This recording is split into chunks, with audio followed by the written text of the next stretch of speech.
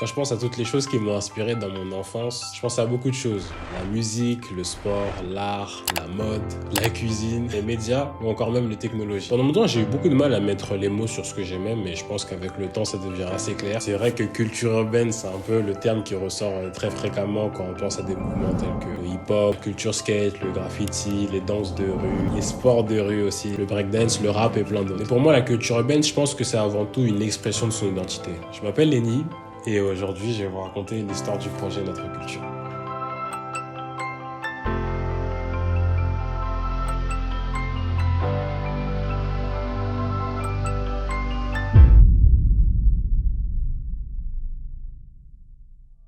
L'histoire commence dans la commune de Trappes en Yvelines. À l'époque, je suis un enfant qui aime jouer avec son grand frère, manger la nourriture de sa maman et écouter les musiques de son papa. En grandissant, je commence à porter les affaires de mon père qui était déjà un grand passionné pour la mode. Je me trouvais une passion pour ça, mais je veux pas vraiment l'accepter parce qu'à l'époque, c'est pas cool d'aimer les sapes. Donc tout naturellement, je me reconcentre sur ce que je connais, à savoir le basket. Le basketball, à ce jour, ça reste un véritable exutoire. Tout simplement, j'aime progresser en fait. Et je pense que c'est avec ça que je commence à comprendre que le sport, c'est vraiment quelque chose d'important dans ma vie. En parallèle de ça, il y a un truc qui est assez sympa qui se passe chez moi. En soir, en rentrant de l'école, je retrouve mon frère en train de parler tout seul à une caméra. Vraiment confus pour le coup et je lui demande ce qu'il fait. Il m'explique qu'il fait des vidéos sur YouTube. Et il me l'a vraiment piché comme ça, un truc sur lequel les gens racontent leur vie. Il me dit que je devrais essayer, que ça pourrait vraiment me plaire, ce à quoi je refuse. Ouais, parce qu'à cet âge, c'est pas cool de faire des vidéos sur YouTube. Mais tant passe, j'y réfléchis et puis finalement, je me dis que j'y vais. Pour le coup, vraiment pas glorieuse les premières vidéos. Mais ça m'amuse de faire comme lui et puis les gens ils semblent s'intéresser un peu donc je me dis autant continuer. Et on se rend compte que vidéo après vidéo, ce qui est cool c'est que je m'assume, je commence à prendre un peu plus confiance en moi et je commence véritablement aussi à accepter de partager ma passion au monde tout simplement.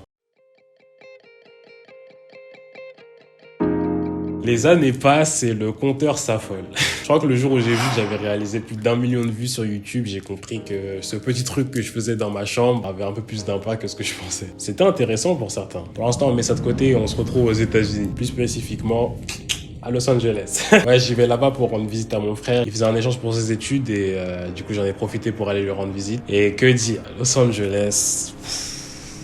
Waouh. C'était exceptionnel. Je vois les matchs NBA, je découvre l'ambiance américaine, je découvre vraiment une culture totalement différente en fait. Et dans l'avion, en rentrant, mon frère me parle et me dit qu'un jour, on devrait bien ouvrir une entreprise ensemble. Je crois bien qu'à l'époque, il voulait lancer une agence de marketing. Et il recherchait des associés déjà à l'époque, mais personne ne voulait y aller avec lui. Et de nouveau, j'ai décliné parce qu'à cette époque, c'était pas cool de faire une entreprise. En rentrant, j'y pense, mais très vite, l'idée disparaît. Sur YouTube, ça va bien. Les vidéos, elles fonctionnent. Les gens, ils commencent de plus en plus à apprécier mon univers. Surtout, ils commencent de plus en plus à me demander des vêtements à mon nom. Sauf que je me rends très bien compte qu'il y a un problème. Fabriquer des vêtements et créer des vêtements, c'est deux choses complètement différentes. Tandis que moi, j'y connais rien.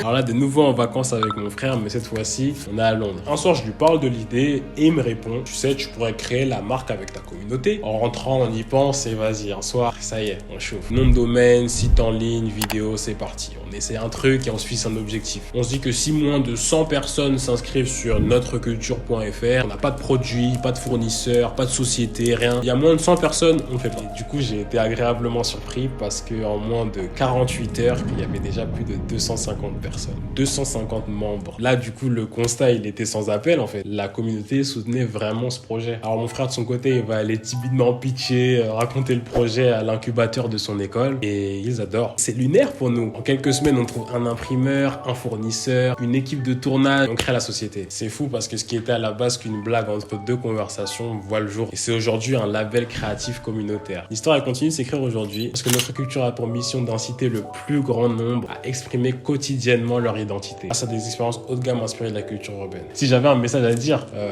du coup j'en ai un. Je dirais que si toi aussi tu te reconnais dans cette histoire, sois pas comme moi, sois pas comme celui que j'étais, n'aie pas peur. En devenant membre de la communauté, tu contribueras à créer les vêtements et les événements qui te ressemblent. Donc longue vie à nous et longue vie à notre culture. C'est bon? Yes.